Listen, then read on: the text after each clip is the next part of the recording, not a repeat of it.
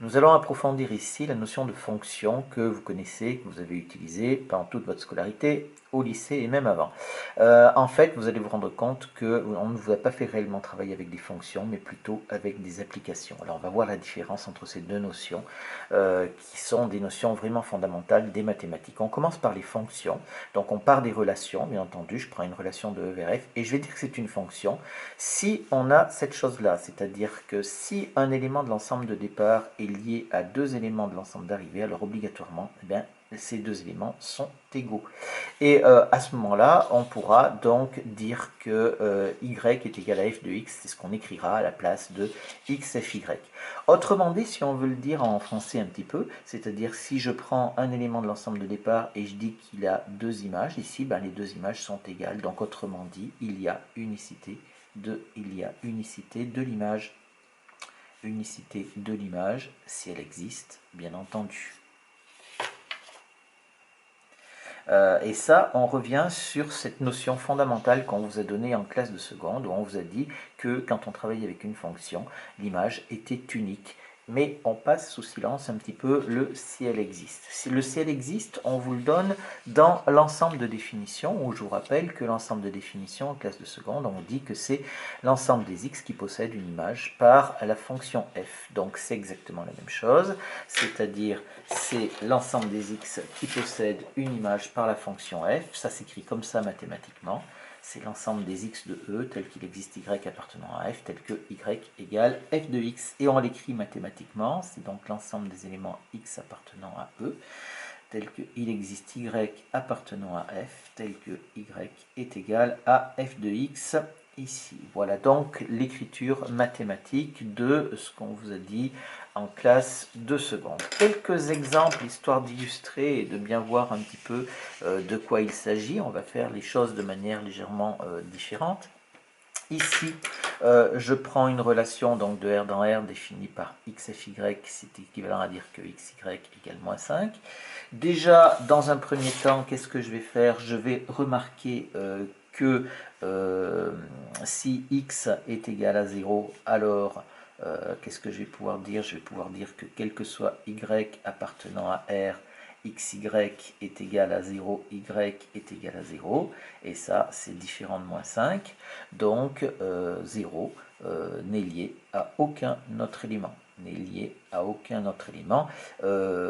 par, bien sûr, par la relation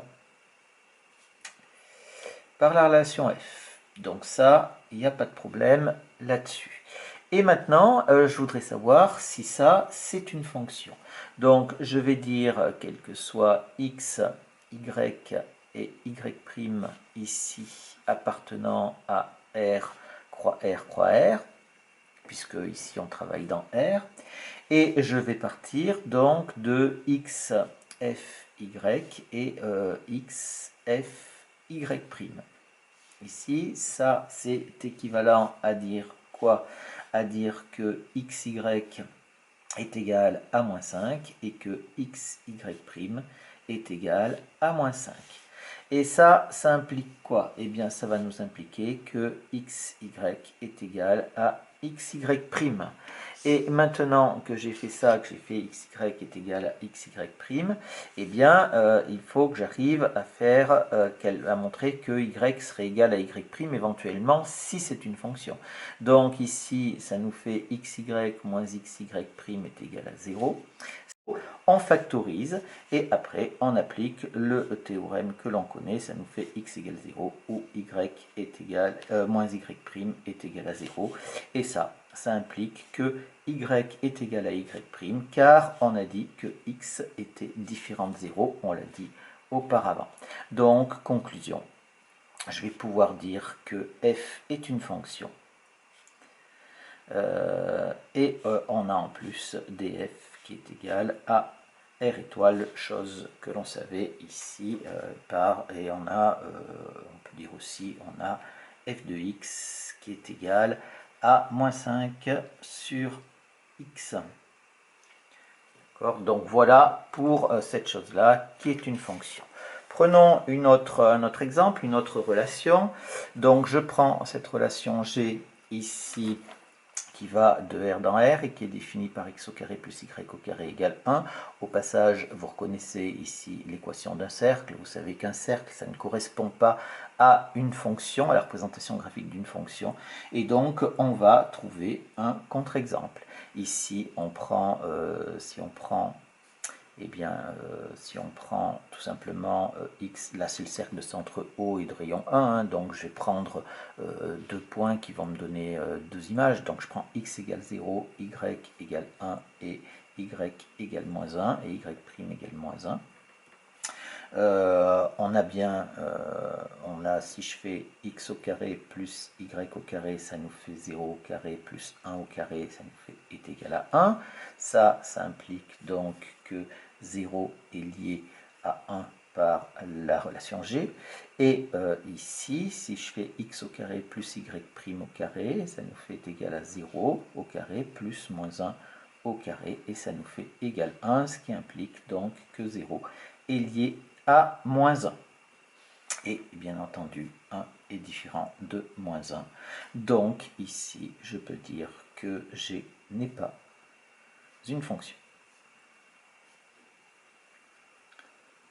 Chose que l'on savait ici sans trop de problèmes. Alors maintenant qu'on sait travailler, qu'on sait ce que c'est qu'une fonction, on a la composée de fonctions qui va être une fonction. Donc on va le démontrer, cette chose-là, parce que c'est quand même intéressant. Étant donné qu'on est avec les relations, on pourrait très bien avoir une relation qui n'est pas nécessairement une fonction. Donc on va démontrer ce résultat. Donc ici, si je veux démontrer ça, je vais donc prendre quel que soit x, z et z' appartenant à croix G, croix G. Ici, donc je prends un élément dans E et deux éléments dans G. Je vais avoir donc x qui va être lié à z par g rond f et x qui va être lié à z' par g rond f. J'ai oublié de dire déjà, hein, on sait que bien sûr g rond f est une relation de E vers G. Ça, il n'y a pas de problème, on le sait d'après la composition des relations, donc il n'y a pas de souci. Donc je vais traduire cette chose-là. Cette chose-là, c'est donc équivalent, on revient à la composition des relations, ça veut dire qu'il existe Y appartenant à F, tel que je vais avoir donc X, F, Y et Y, G, Z. Ça, c'est pour X, G rond F, Z. Et je vais dire aussi, il existe Y' appartenant à F tel que X est lié à Y' et Y' est lié à Z par la relation G. Donc j'obtiens cette chose-là. Je vais pouvoir dire, or ici on sait que F est une fonction. Donc si F est une fonction, qu'est-ce que je vais pouvoir dire? J'ai xfy et xfy'. Ces deux choses-là, ça implique que y est égal à y'. Et donc maintenant, eh bien, qu'est-ce que je vais remonter? Je vais réécrire ça. On obtient alors, eh bien, on va dire qu'il existe y appartenant à f tel que, donc je ne prends pas y et y' parce que bien sûr j'obtiens la même chose, et je vais avoir donc ici y, g, z, et ici y, g, z'. Donc ces deux choses-là. Et maintenant, il suffit juste de dire que g est une fonction. Comme g est une fonction, comme g est une fonction, et bien évidemment, on a z est égal à z'. Et donc en conclusion, g rond f est une fonction.